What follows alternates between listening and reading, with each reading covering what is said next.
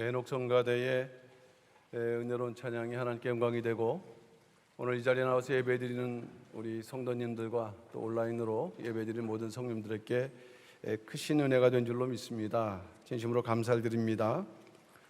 이 코로나 사태가 진행되고 있는데 좀 잠잠해지다가 최근에 또 확진의 양상을 보이고 있지만, 어렵게 이제 사회적 거리두기에서 생활 속에서 거리두기로 전환돼서 우리가 이렇게 예배를 드리게 되었습니다. 그래서 이 예배가 더 물러나지 않도록 그렇게 되기 위해서는 우리 성도님들이 이 예배 자리에 홀짝일 때는 자기 교회에 맞춰서 나오고, 또 수요예배, 목요예배 때는 또 최선을 다해서 교회에 나오는 것이 바로 그것이 교회를 지키고 또 자기 신앙을 지키는 일이겠다라는 그런 생각을 해보게 됐습니다. 이렇게 많은 성도님들이 또 여전히 계시지 않지만, 그러나 꼭 그날을 고대하되 이 자리에 나오신 성도님들은 더욱더 이 자리를 지키기에 힘쓰심으로 속히 하나님께서 코로나19 사태를 종식시켜 주시는 강력한 은혜가 곧 나타날 줄로 믿습니다. 오늘 사회하신 목사님께서 읽어주셨는데 에스겔 40장 1절에서 4절 말씀, 하나님 구속사의 마지막 성전, 하나님 구속사의 마지막 성전이라는 제목으로 말씀의 은혜를 나누고자 합니다. 박유신 목사님께서는 2013년도 2월 17일 날에 하나님의 구속사적 경륜 속에서 주신 마지막 성전이라는 제목으로 주일 리브 말씀을 주신 적이 있습니다. 그 당시에는 우리가 그 말씀의 중요성이나 의미를 잘 알지 못했던 것이 사실입니다. 그렇다면 하나님의 구속사의 마지막 성전은 무엇입니까? 우리는 알고 있죠. 에스겔 성전. 그러나 구약 성전은 예수 그리스도를 통해서 성취되고 완성되었는데 왜 구속사에 또한 성전이 필요한 것인가라는 그 신앙적인 질문을 갖게 되는 것입니다.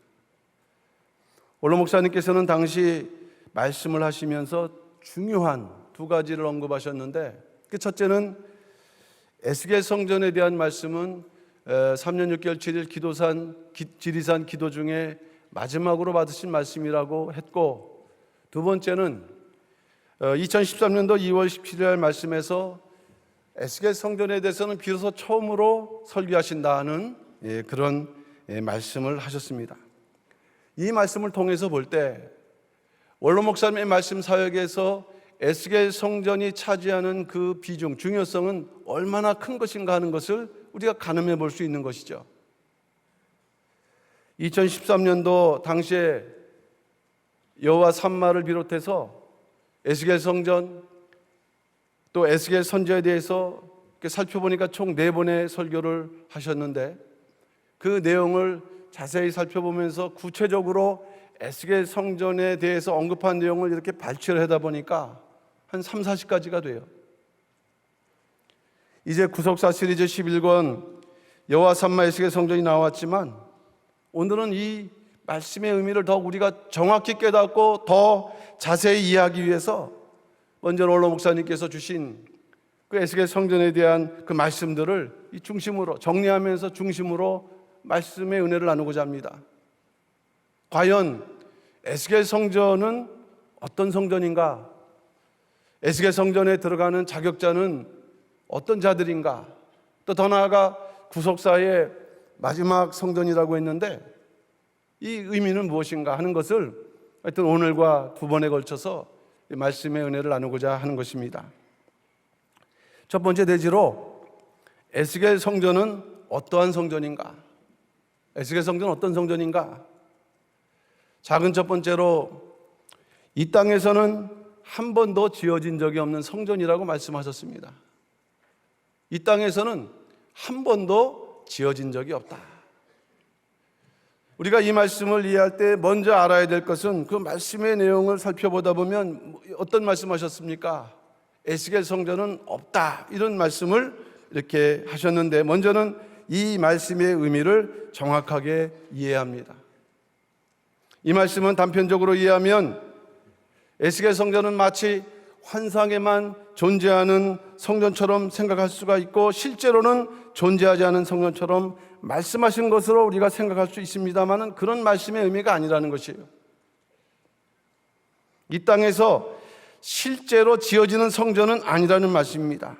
그래서 이 땅에서 실물은 없다는 것이죠. 때로 에스겔 성전을 단순히 비유와 상징으로 생각하는 사람들이 있습니다. 그러나 에스겔 성전은 비유와 상징이 아니라 하나님의 구속사에 반드시 존재하며 하나님의 구속사에 마지막 때에 반드시 나타날 성전입니다. 원로 목사님께서 말씀하신 중요성이 바로 여기 있다는 것이에요. 많은 신학자들이 에스겔 성전을 연구하고 또 많은 논문을 썼습니다. 그러나 다른 것은 바로 이 에스겔 성전이 구속사의 마지막 성전이라는 것은 어느 누구도 말씀하지 못했어요. 특별히 에스겔 성전에 대해서 이 땅에서는 한 번도 지어진 적이 없는 성전이라고 말씀했는데, 그 에스겔 성전이 기록되어 있는 에스겔 40장에서 48장을 보게 되면 그대로 이 땅에서 지어진 적이 없다는 것입니다.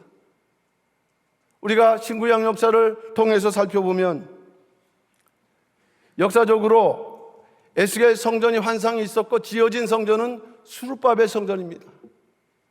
수룹바벨 성전. 그러나 수룹바벨 성전은 이전 솔로몬 성전보다 더 규모나 영광이 적었다고 성경이 증거를 하고 있습니다. 학개서 2장 3절 말씀이죠.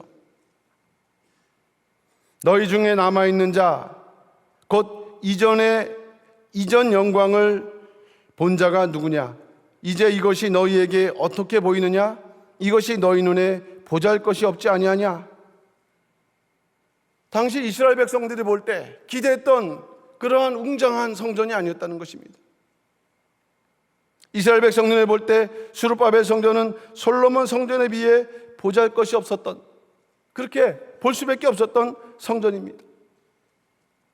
이후에 역사적으로 볼 때 헤롯 성전이 또한 증축이 됐죠. 그것은 지어진 게 아니라 수룹바벨 성전을 증축한 것인데, 이 헤롯 성전은 하나님의 명령과 계시에 따라 증축된 것이 아닌 성전이었습니다. 그래서 예수님께서도 요한복음 2장 19절에서 이 하나님과 뜻과 상관없던 헤롯 성전, 이 성전을 헐라 이렇게 말씀을 하셨습니다.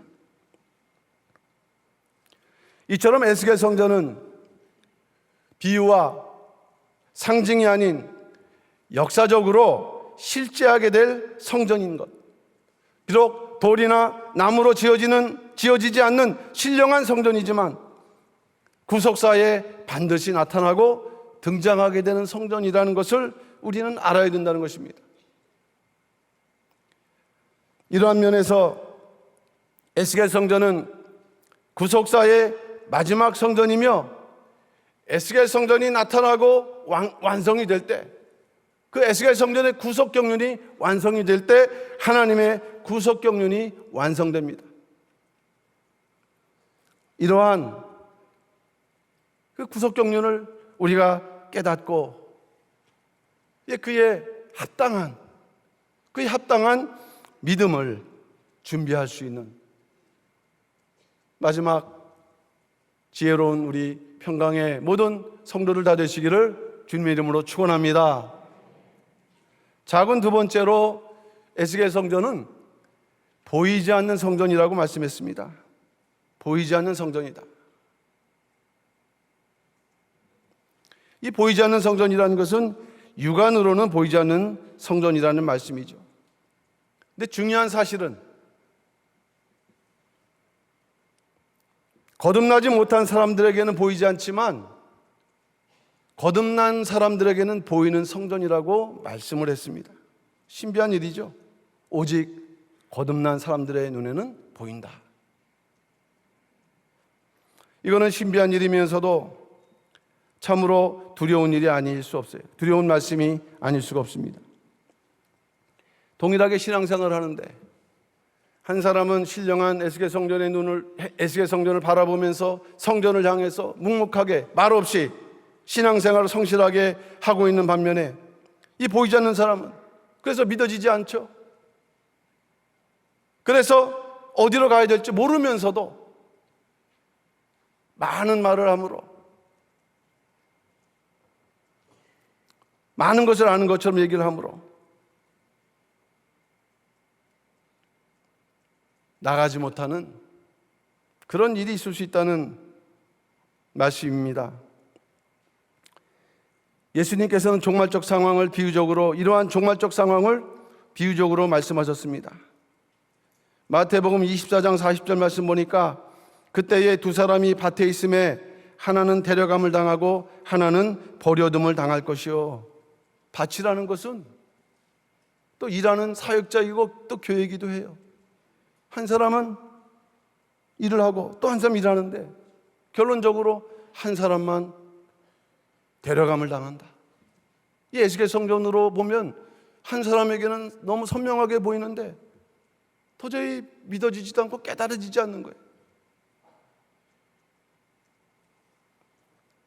공경론의 말씀이 선포돼도 보이지도 않고 깨달아지지 않는다. 그럼 그 결과가 무엇일까요?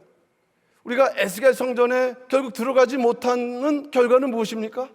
그것은 멸망이고 그 영벌이라고 말씀하고 있습니다.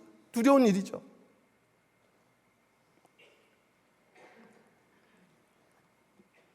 원로 목사님께서는 에스겔 성전에 들어가는 조건을 거듭남이라고 말씀했어요. 거듭남. 요한복음 3장 3절 말씀 보면 예수께서 대답하여 가라사대 진실로 진실로 내게 이르노니 사람이 거듭나지 않으면 하나님 나라를 볼 수 없느니라.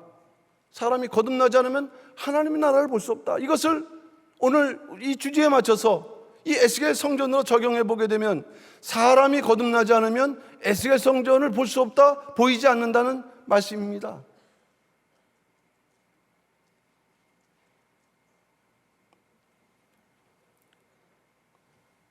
세상 사람의 눈에는 안 보여도 우리 평강의 성도님들, 더 나아가 우리 말씀의 모든 성님 눈에는 에스겔 성전 우리 육안의 눈으로 보는 것처럼 밝히 보는 신령하고 거듭난 성도인 줄로 믿습니다.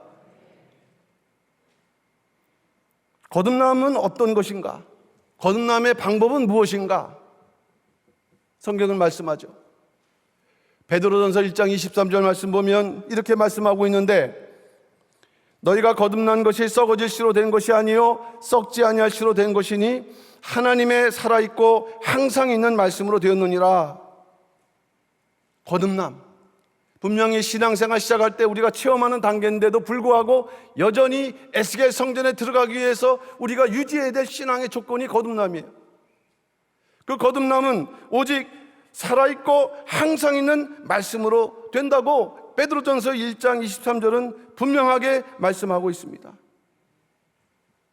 요한복음 3장 5절에서 예수님께서는 좀 더 구체적으로 말씀하셨는데 사람이 물과 성령으로 거듭날 수 있다고 말씀을 했습니다. 하나님의 말씀을 듣되 물과 성령, 물은 말씀을 비유하는 거죠. 성령. 하나님의 말씀을 듣는데 살아계신 하나님의 말씀을 듣는 순간 성령의 역사를 체험하는 그 순간순간이 바로 우리가 거듭나는 순간이에요. 이런 체험이 없이는 절대로 원하고 바란다 할지라도 절대로 에스겔 성전하고는 무관하다는 것이에요.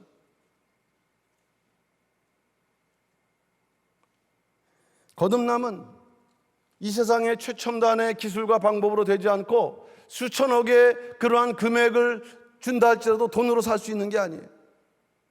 오직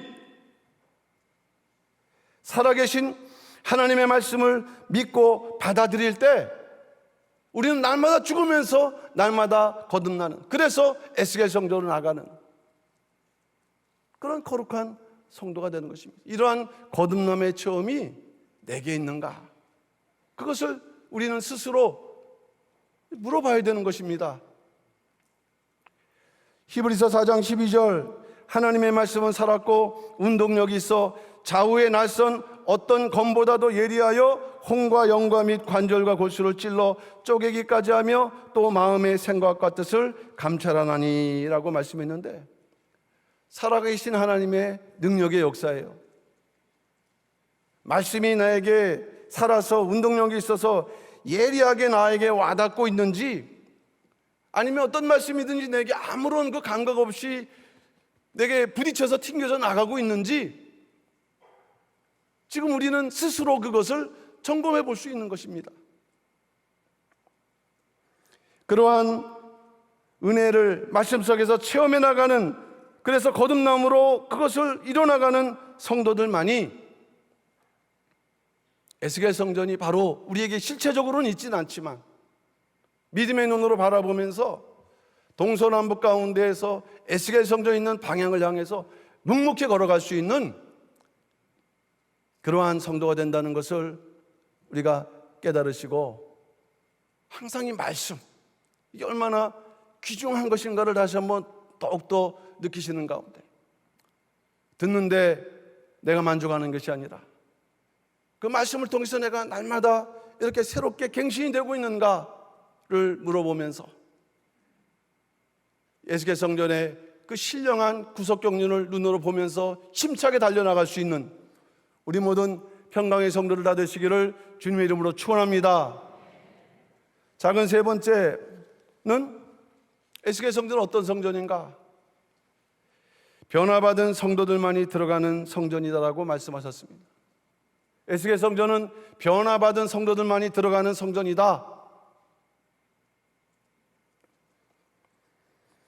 원로 목사님께서는 2013년도 2월 24일이죠. 그러니까 마지막 성전 말씀, 그 다음 주 말씀이죠.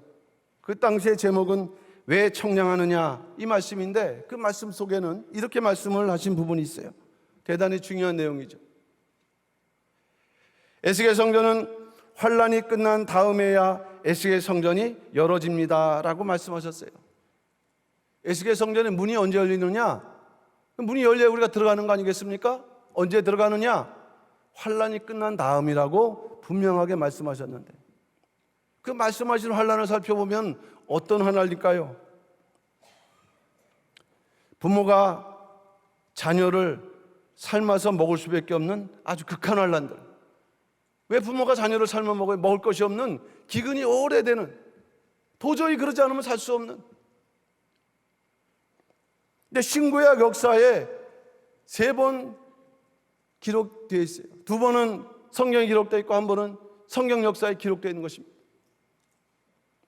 이런 환란은 마지막 7년 대환란을 예표하죠. 이 말씀을 통해서 볼 때 에스겔 성전은 7년 대환란이 끝나고 그 문이 활짝 열려지며 오직 환란에서 승리한 성도들만이 변화의 영광을 받고 들어가는 성전, 그것이 바로 에스겔 성전이다 말씀하신 것입니다.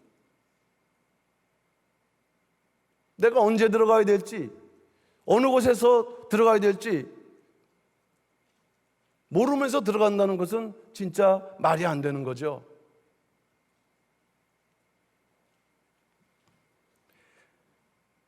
에스겔 성전의 청사진, 새 예루살렘의 청사진 에스겔 성전인데, 에스겔 성전을 통해서 나타나는 새 예루살렘 성, 요한계시록 21장 24절 말씀 보면 만국이 그 빛 가운데로 다니고 땅의 왕들이 자기 영광을 가지고 그리로 들어오리라 라고 분명하게 말씀을 하고 있어요. 만국에서 그 자격자들이 몰려오는데 그들은 자기 영광을 가지고 들어온다. 자기 영광. 자기의 영광이 있는 자들만이 에스겔 성전에 들어갈 수 있다는 말씀이에요.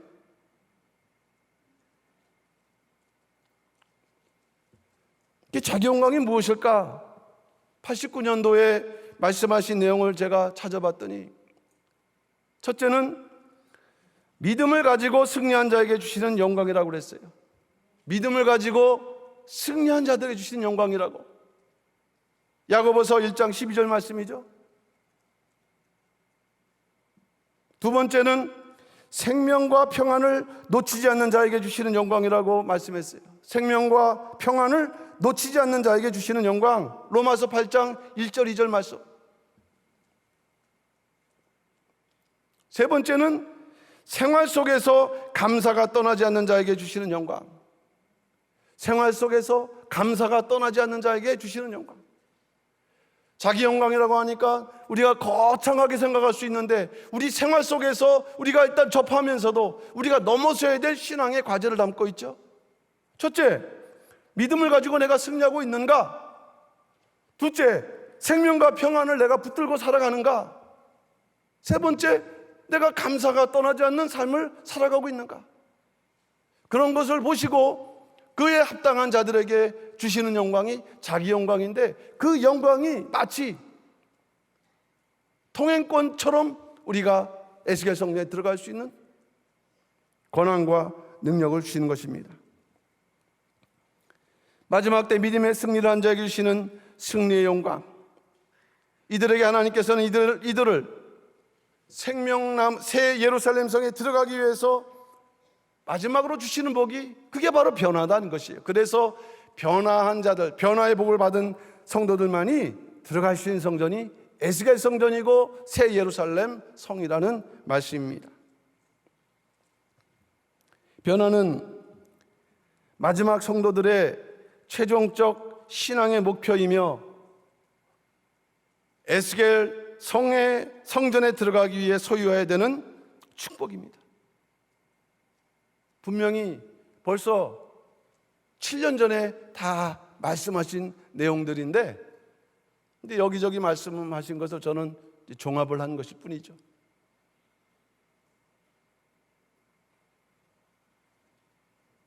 고린도전서 15장 51절, 보라, 내가 너에게 비밀을 말하노니 우리가 다 잠잘 것이 아니요 마지막 나팔에 순식간에 호련히 다 변화하리니. 우리가 말씀 받으면서 계속 소망했던 것이 변화의 축복이에요. 근데 연세가 드시다 보니까 그런 확신이 약해져서 그 변화의 소망을 잃어버리는 분들이 있을 수 있어요. 혹 그런다 할지라도 절대로 우리는 그러한 소망을 잃어서는 안 되는 것입니다. 그게 평강제일교회의 자부심이고 그게 특징이에요. 그 신앙을 잃어버리면 뭐 일반 성도하고 다를 바가 없어요. 일반 성도 성경 읽으면 변화를 아는 거죠. 믿질 않아서 그렇지. 자기 것으로 그걸 믿지 않아서 그거를 그냥 알고만 있을 뿐이지. 그러나 우리는 우리가 가야 될 길이라고 믿는 길이 바로 이 길을 할 때 환경이 어렵고 또 내 몸이 약해져서 당장 그 소망이 내게 멀어지는 것 같아도 그 소망을 잃지 않고 붙드는 자가 반드시 승리의 복을 받을 줄로 믿습니다. 변화는 우리의 육신의 몸이 하나님의 영광의 몸의 형체로 바뀌는 것이라고 빌립보서 4장 21절은 말씀을 하고 있어요. 자기의 영광의 몸의 형체와 같이 병케 하시리라. 말씀드렸던 대로 우리에게는 변화의 약속이 있습니다. 변화의 약속. 말씀을 들으면서 배우면서 우리가 믿는 바가 우리에게 변화의 약속이 있다는 것. 그러나 약속받은 자들은 첫째, 경고하며, 두 번째, 흔들리지 말며, 세 번째, 항상 주의 일에 힘쓰는 자들이 되어야 된다고 고린도전서 15장 58절은 말씀하고 있어요. 알고 있지, 경고하지도 않고 맨날 흔들리고 또 힘쓰지도 않고 강을 건너지 못한 사람과 다를 바가 없는 것이에요.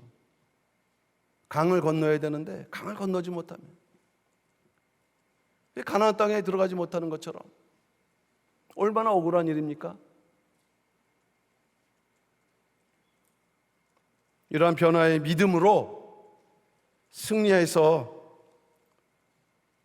반드시 에스겔 성전의 자격자가 되시는 우리 모든 평강의 성도들 다 되시기를 주님의 이름으로 축원합니다. 마지막 큰 두 번째로 에스겔 성전의 자격자는 누구인가? 에스겔 성전의 자격자. 말씀하신 내용을 다 추려서 네 가지로 정리를 했습니다. 작은 첫 번째는 날마다 하나님의 나라를 바라보고 위의 것을 찾는 사람이다. 날마다 하나님의 나라를 바라보고 위의 것을 찾는 사람이다. 이 말씀을 하실 때 에스겔 성전은 반드시 들어가야 되는데 믿음의 조상 아브라함도 에스겔 성전에 들어가야 된다고 말씀을 했어요. 반대로 남을 흉보고 남을 의심하고 욕하고 도적질에 사기하는 사람들은 절대로 또 에스겔 성전에 들어갈 수 없다고 말씀했습니다. 그러니까 제가 이런 말씀을 읽으면서 저도 부딪히는 게 있죠. 근데 아브라함도 들어가야 되고, 그러나 우리가 조심해야 될 너무 세밀한 생활 속에서 부딪힐 수 있는 그러한 조건들을 말씀하셨는데, 그러면 위의 것을, 하나님 나라를 바라보고 위의 것을 찾는다는 것이 무엇인가? 골로새서 3장 1절 말씀 보면, 그러므로 너희가 그리스도와 함께 다시 살리심을 받았으면 위의 것을 찾으라. 거기는 그리스도께서 하나님 우편에 앉아 계시느니라.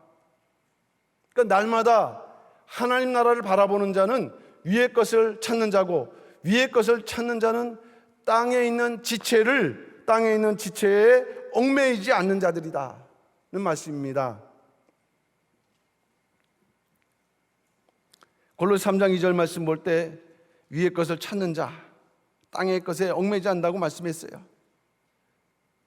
그러면 땅의 것은 무엇이냐? 땅에 있는 지체는 무엇이냐?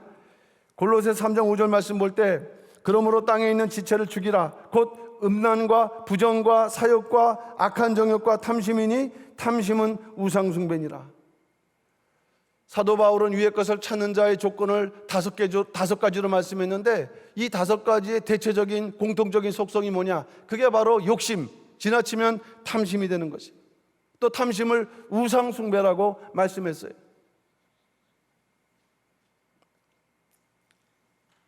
그러니까 날마다 하나님 나라를 바라보고 위의 것을 찾는 자는 결국 뭐냐? 이 땅의 것에 대한 탐욕을 버리고 이기는 그런 자가 되어야 된다. 그것을 이기는 자, 승리하는 자가 될 때 첫 번째 자격자가 된다는 말씀이에요. 구속사 시리즈 7권을 보면 탐심이라는 게 뭔가? 10계명 가운데서 탐심은 마지막 계명이에요. 마지막이기 때문에 종결판이죠. 거기에 다 의미가 담겨 있다는 면에서 이 탐심은 성도들에게 제일 민감한 부분이 될 수가 있습니다. 탐심은 근본적으로 성도의 개개인의 일평생을 섭리하시는 하나님의 은혜를 믿지 못하는 불신과 원망에서 나오는 것이다. 구속사 시리즈 7권에 이렇게 탐심에 대해서 정의를 하고 있습니다. 근본적으로 성도 개개인의 일생을 섭리하시는 하나님의 은혜를 믿지 못하는 불신과 원망에서 나온다. 그러니까 불신하고 원망할 때 욕심 생기고, 욕심 생김으로 늘 불신하고 원망하고, 작을 때 짜증내고, 물론 짜증은 이제 잠시적인 거지만 근본적으로 하나님 원망하는 일이 돼서는 안 되는 것이.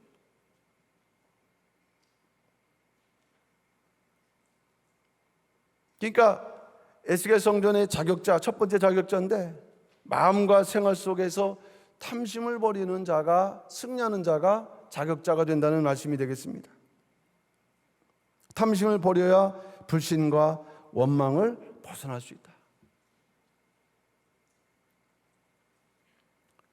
디모데전서 6장 6절, 그러나 지족하는 마음이 있으면 경건이 큰 이익이 되느니라. 디모데전서 6장 6절 말씀이죠. 지족하는 마음, 혹 자족하는 마음. 모든 것이 하나님의 은혜와 섭리의 힘을 믿는 지족하는 마음, 그 마음이 우리에게 충만할 때 우리는 탐심을 이길 수 있고, 더 나아가 에스겔 성전의 자격자가 될 수 있는 거예요. 어쨌든 네 가지로 우리가 분류해 보면 네 가지 중에 첫 번째 조건, 첫 번째 관문을 넘어야 되는 것입니다. 운동 경기 가운데도 장애물 뛰기 있잖아요.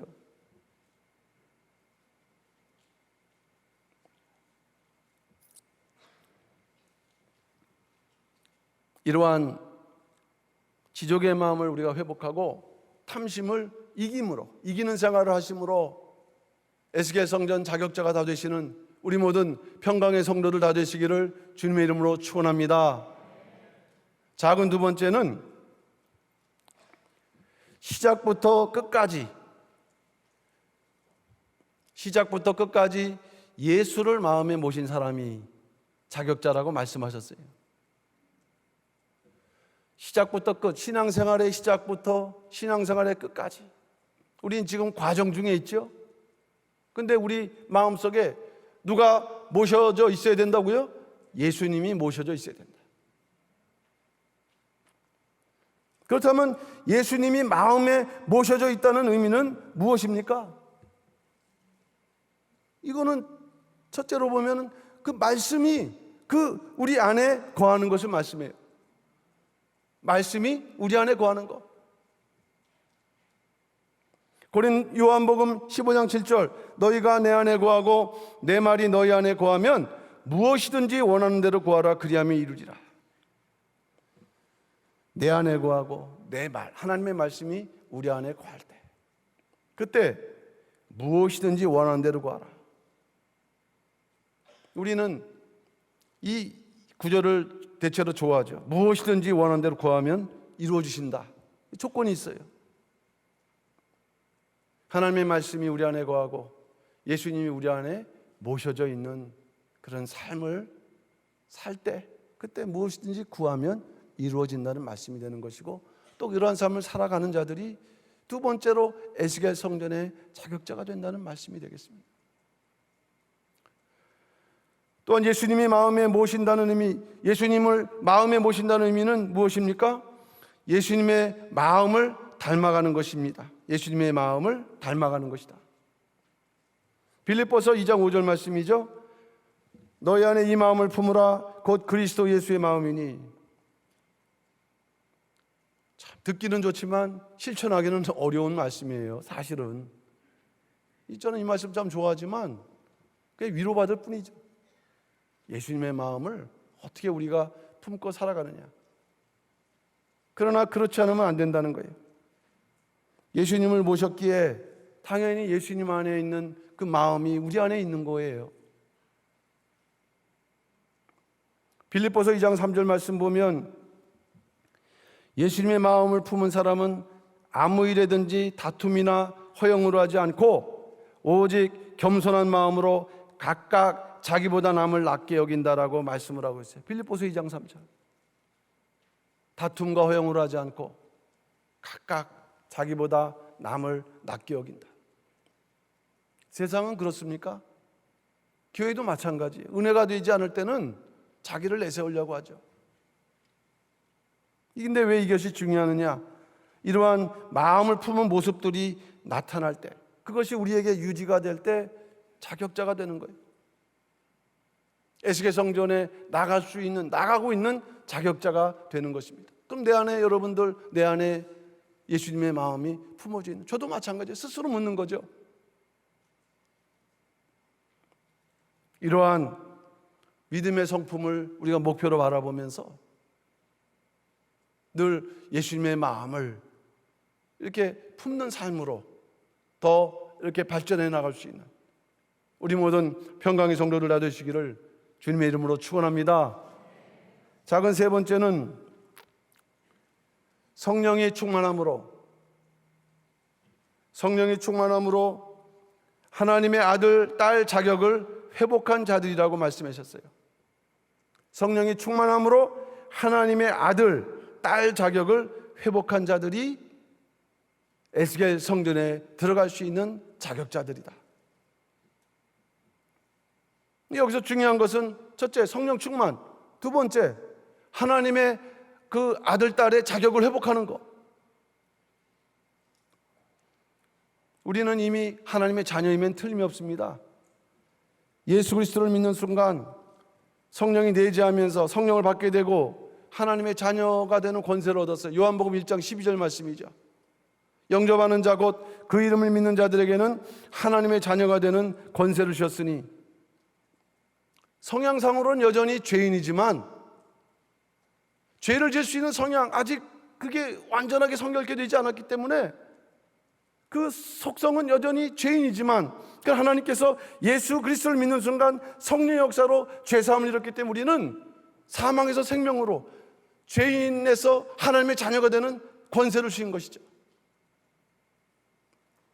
그런데 문제는 이 에스겔 성전에 들어갈 때 성령 충만과 이 하나님의 자녀가 되는 그 자격의 문제입니다. 신앙생활에 입문할 때 그것을 말씀하는 게 아니에요.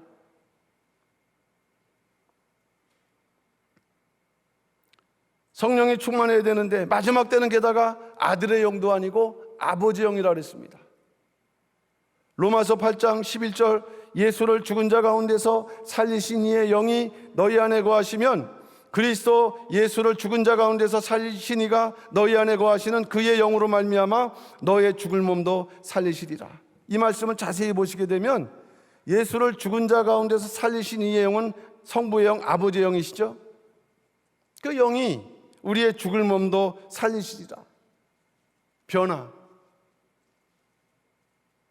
인간은 한 번 왔다가 죽는 게 정해진 이치지만, 그러나 아버지의 영의 축복을 받은 사람은 죽지 않고 변화의 축복으로 에스겔 성전에 들어갈 수 있다. 그러니까 마지막 때 우리가 성령의 충만을 받아야 된다. 어떤 영이냐? 아버지의 영이 충만할 때 진정한 아버지의 아들과 딸로 인정받는 자들, 이들이 에스겔 성전의 자격자라고 말씀을 하신 것입니다. 에베소서 5장 18절, 술 취하지 말라. 이는 방탕한 것이니 오직 성령의 충만을 받으라. 이게 방탕한 것. 그러면 성령의 충만을 받을 수 없고, 또 아버지의 구속 경륜을 깨달을 수 없고, 더 나아가 아버지 영이 충만할 수도 없고, 그 자격을 상실하게 되는 거죠. 우리는 진정한 하나님의 자녀가 되어야 될 줄로 믿습니다. 명분만으로가 아니라 아무 공로 없이 우리가 은혜를 입어서 하나님의 자녀가 되는 권세를 받았어요. 그러고서 신앙생활을 한 지 어떤 분은 10년, 어떤 분은 20년, 어떤 분은 30년, 어떤 40년. 그 기간 동안에 내가 이제 명분만의 자녀가 아니라 진정한 내용이 꽉 찬 무게가 나가는 하나님의 자녀라는 그 인정을 받을 때가 있는 거예요.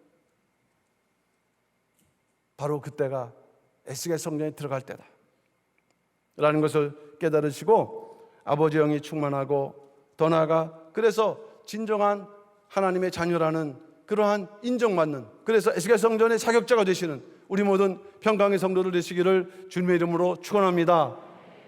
마지막 네 번째, 에스겔 성전의 자격자는 누구인가? 하나님의 말씀을 간절히 사모하고 말씀을 아는 사람들이다. 하나님의 말씀을 간절히 사모하고 말씀을 아는 사람들이라고 말씀하셨어요. 이 말씀을 하시면서 어떻게 말씀하셨냐? 말씀을 무관히 여기는 사람은 에스겔 성전에 들어가지 못한다 그랬어요. 무관히 여긴다는 것은 관심이 없다는 말씀이죠. 관심 없기 때문에 말씀에 대해서 듣는 일에 게을리하거나 집중하지 않습니다. 그러다 보니까 깨닫지 못해요. 본질을 놓치는 거예요. 그래서 결국 말씀을 알지 못하는 거예요. 여러분 말씀을 아는 것 같지만 말씀의 본질이 뭐냐? 우리가 대답하지 못하면 알지 못하는 거예요. 요한복음 1장 1절 말씀 볼 때 말씀은 하나님이시면서도 우리에게 하나님의 뜻을 전달하는 도구이자 방편인데, 그 말씀을 늘 접하면서도 무관히 여기는 태도는 그 자체가 뭘 증거하느냐? 영혼이 병들어 있거나 아니면은 하나님을 섬기는 일이 온전하지 못하다는 것을 스스로 증거하는 것입니다. 시편 112편 1절, 할렐루야 여호와를 경외하며 그 계명을 크게 즐거워하는 자는 복이 있도다. 그러니까 하나님을 경외하는 자의 자동적인 특징은 계명을 크게 즐거워한다 그랬어요. 돈도 나오는 것도 아니고 아무것도 아닌데 이 말씀을 들으면 모든 마음이 밝아지고 모든 문제가 다시 새롭게 보이고 즐거움이 생기는 거예요. 여러분에게도 이러한 신령한 즐거움이 넘치는 역사가 있으시길 바랍니다. 말씀의 즐거움. 에스겔 성전 어렵죠? 숫자 나오고. 그렇기 때문에 더 정확한 길이 보이는 것이에요. 우리가 깨닫는 게 아닙니다. 하나님께서 쏟아부으실 때 때에 맞는 그런 분량으로 이렇게 깨달아지는 거예요. 두려워하실 게 없어요. 다 때가 돼서 나오시는 그런 은혜니까. 무관히 여기는 건 안 된다는 거예요. 그러나 게을리하고 마지못해 한 귀로 들려서 한 귀로 흘리는. 그래서 기억에 남는 게 아무도 없는, 물론 열심히 하는데 기억이 안 나는 그런 경우도 있지만 그런 경우는 좀 다르죠. 마음의 자세, 무관히 여기는 것을 경고하셨어요. 마지못해 듣는 자가 되어서는 안 된다는 거예요. 뭐냐? 하나님의 말씀을 간절히 사모함으로 말씀을 아는 자가 되어야 된다 말씀하셨어요. 시편 119편 40절 주의 법도를 사모하라. 시편 119편 123절 주의 구원과 주의 의로운 말씀을 사모하라. 시편 119편 131절 주의 계명을 사모함으로 입을 열고 헐떡였나이다 라고 말씀하고 있는데, 우리가 말씀을 사모하되 이렇게 헐떡일 정도까지 사모한 적이 없죠. 그러나 그렇게 그 구약의 성도들은 이렇게까지 사모하면서 말씀을 붙들고 왔다는 것이, 과거에는 성경조차 만져보기 힘들었어요. 성경 한 권을 살 수가 없는 거죠. 너무 귀하니까. 성경이 이렇게 필사될 때는 집 한 채 값이에요. 우리는 지금 그렇습니까? 마음만 먹으면 성경을 구할 수 있고, 게다가 뜻도 알 수 있도록 말이죠. 거의 우리 입 앞에 그 음식이 놓여져 있는 수준이에요. 입만 벌려서 먹기만 하면. 근데 그것도 우리가 귀찮아서 게을리 그것을 갖다가 한다면 더 이상 우리는 변명할 그러한 이유가, 변명할 내용이 없죠. 너무 우리는 귀중한 시대에 살고 있는 것이, 모든 영적인 그러한 축복이 최절정에 이르는 그러한 순간에 우리가 지금 이 시대를 살고 있다. 그러니까 그만큼 혜택을 받았으면 하나님께서 또 요구하시는 그 뜻이 있다고 볼 때 우리가 해야 될 또한 일이 있다는 것입니다. 에스겔 성전의 자격은 사명이자 축복이자 사명인데, 그 마지막 조건이 이렇게 말씀의 뜻을 이렇게 사모하라. 그러면 그 영혼을 만족해 시켜주겠다. 시편 107편 9절 저가 사모하는 영혼을 만족해 하시며 줄인 영혼에게 좋은 것으로 채워주시리로다. 만족, 뜻을 밝혀주심으로 심령의 평안함을 얻고, 그래서 마태복음 5장 3절 심령이 가난한 자는 복이 있나니 천국에 저일 것이며 라고 말씀했습니다. 바로 우리가 심령이 가난해서 이 천국, 더 나아가 에스겔 성전이 바로 우리 것이라고 말씀했으니까 반드시 말씀의 사모함을 잃지 말고, 그래서 그 사모함으로 말씀 자체를 온전히 깨닫고 믿을 수 있는 우리 모든 평강의 성도들 다 되시기를 주님의 이름으로 축원합니다. 결론적으로 말씀드립니다. 에스겔 성전은 구속사를 완성시키기 위해서 마지막에 등장하는 성전이라고 했습니다. 성도들은 이러한 하나님의 구속 경륜을 깨달으셔야 돼요. 왜 구약의 성전이 마지막 때 나타나야 되는가? 그것도 에스겔 성전인가? 그걸 깨달으셔야 돼요. 그저 들어가기만 하면, 어떻게 노력하면 들어가겠지, 그건 아닙니다. 이러한 구속 경륜을 깨닫고 더 나아가 그 자격을 갖춰야 되는데, 날마다 하나님 나라를 바라보고 위의 것을 찾는 성도라고 했습니다. 예수 그리스도가 마음에 모셔져 있는 성도라고 그랬어요. 성령이 충만하고 하나님의 자격을 진정으로 회복한 자라고 그랬어요. 또 하나님의 말씀을 사모하고, 그래서 말씀을 아는 사람이라고 했습니다. 하나님이 이러한 성도들을, 또한 노력하는 성도들, 부족하지만 노력하는 성도를 지켜주신다고 약속했는데 어떻게 약속하셨습니까? 스가랴서 2장 5절 말씀 보니까 여호와의 말씀에 내가 그 사면에서 불성곽이 되어 그 가운데서 영광이 되리라. 불성곽, 우리를 둘러 지치고 있는 그 불성곽이 된다는 말씀이에요. 에스겔 성전에 들어갈 자격자를 지키는 활활 타는 불담 혹은 불성곽으로 성도들을 끝까지 정결하게 지켜준 다음에 에스겔 성전이 문이 열리면 그 성도들이 먼저 들어가게끔 하신다는 것이 하나님의 약속이라는 것을 믿으시고, 이게 바로 여호와의 산마의 축복인 줄로 믿습니다.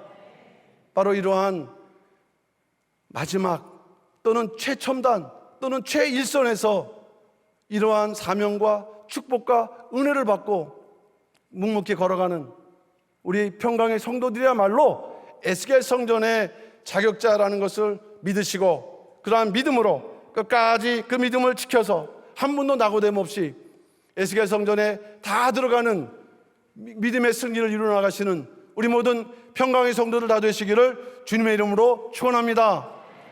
기도하겠습니다.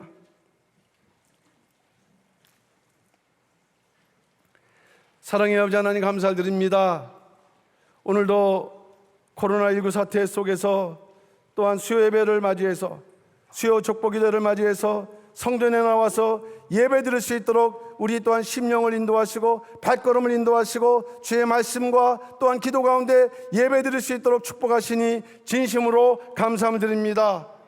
역사를 주관하신 아버지 하나님, 코로나19 사태를 통해서 모든 것이 불편하고 또한 위험 가운데 우리가 또한 처해 있지만 하나님께서 이 역사를 섭리하신다는 것을 믿는 가운데서 아버지 하나님, 끝까지 그 믿음을 잃지 않고 믿음으로 승리할 뿐만 아니라 더 나아가 에스겔 성전에 나가는 그러한 진정한 믿음의 승리자가 되는 놀라운 역사가 우리 모두에게 넘쳐날 수 있도록 주장하시고 역사하여 주셔서, 스스로 바라볼 때는 많이 부족하고 힘이 연약하지만 우리에게 하나님의 소원이 있고 여호와의 산마의 복이 있다는 것을 굳게 믿고 끝까지 달려감으로 우리의 최종적인 목적지가 환난을 통해서 에스겔 성전임을 깨닫고 그 성전에 다 들어가는 우리 모든 평강의 성도를 다 될 수 있도록 역사하시고 주장하여 주셔서 모든 것을 믿고 맡겨 딱 드리며 사랑 많으신 예수님 이름 받들어 감사 기도 올려옵나이다.